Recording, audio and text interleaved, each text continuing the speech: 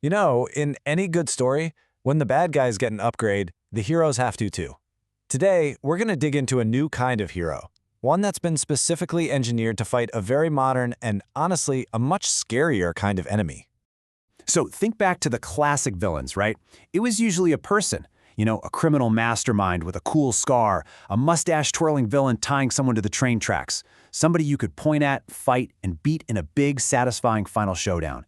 It was simple, direct, and let's be honest, punchable. But things have changed. Today's biggest, baddest villain is often, well, it's a system. It's the all-seeing surveillance state.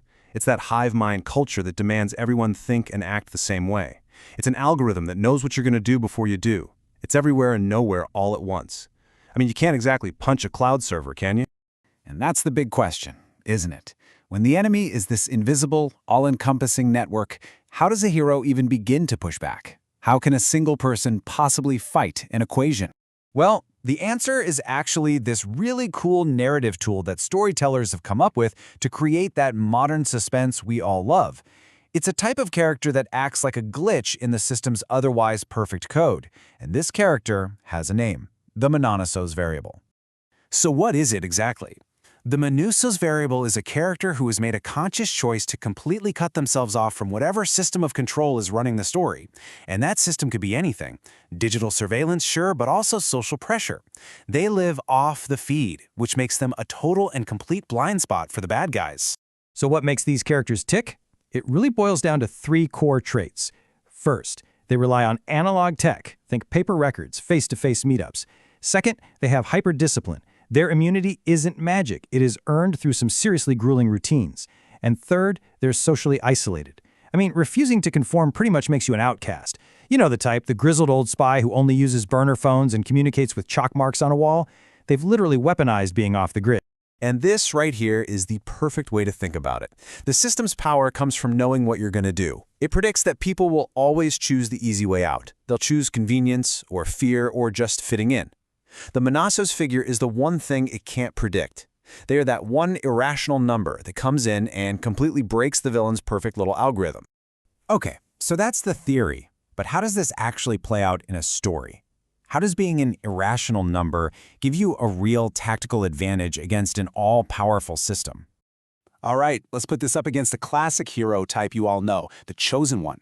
On one side, you've got characters who are special because of destiny, a prophecy, some magical gift. But the Manousos Variable, they're special because of the choices they make. Their power doesn't come from being born special. It comes from agency, from choice, and from brutal, hard-won discipline.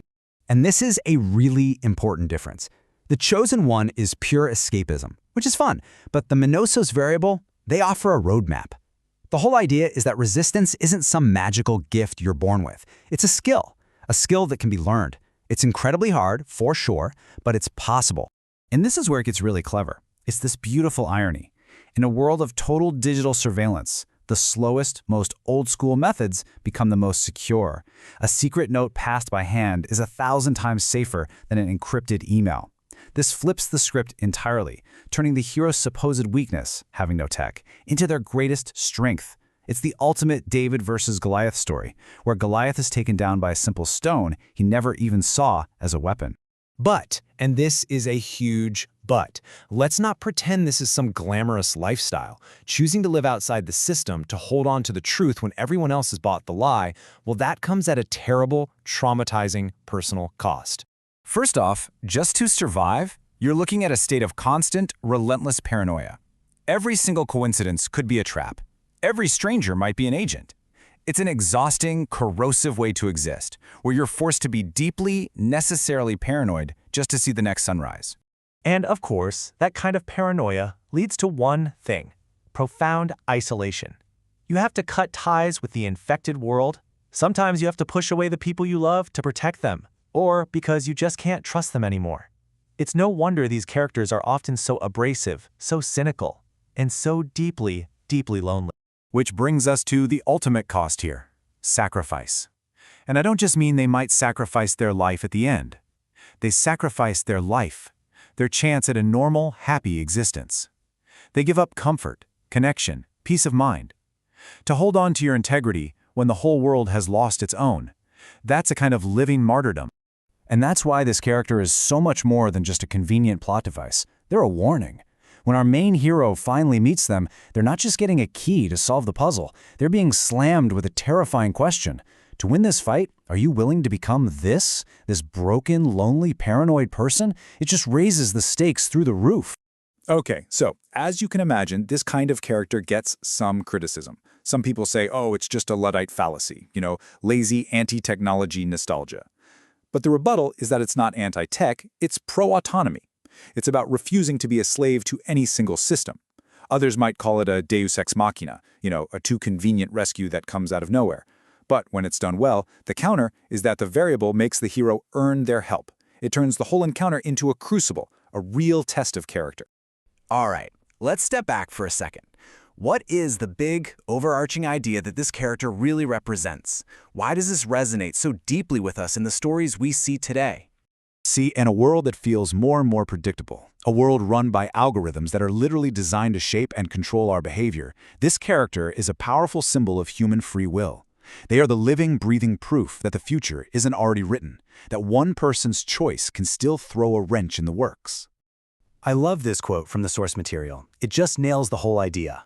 The most powerful act of rebellion against a system of total control isn't some big, fiery uprising. It's the quiet, disciplined, and unbelievably difficult act of just refusing to sync up. So why should you care about some literary trope? Well, because our world is starting to look a lot like these stories, isn't it? We're monitored, our feeds are curated, we're nudged by algorithms every single day.